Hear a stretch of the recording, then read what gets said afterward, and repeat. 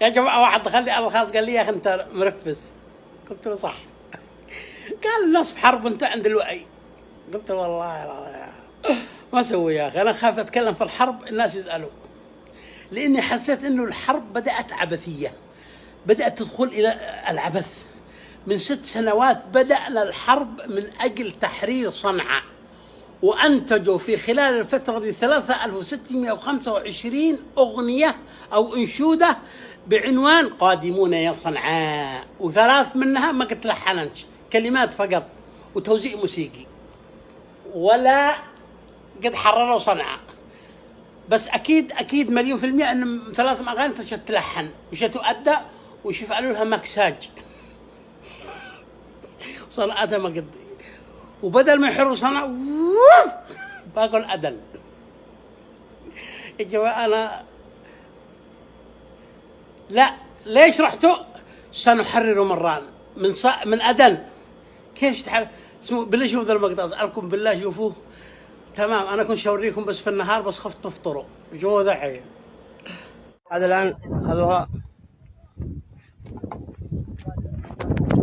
رجال الشرعية بإذن الله من الشيخ سالم إلى مران نوصل.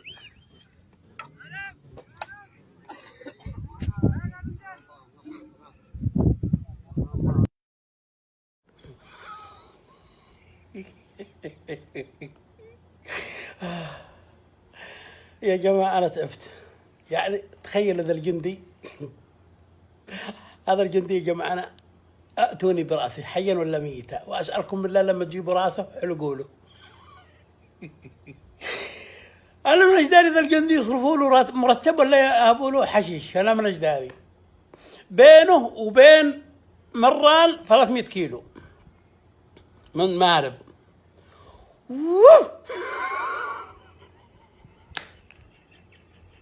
باقي الأدل شعر المران. طيب أنت كنت جنبها يا أخي، ما بك أدل، ما بك سؤال يطرح هاشتاج ما بك. يا جماعة احنا بدأنا معركة لتحرير صنعاء من 6 سنين. الحين ليش بتدوروا هذه الحروب العبثية؟ ليش؟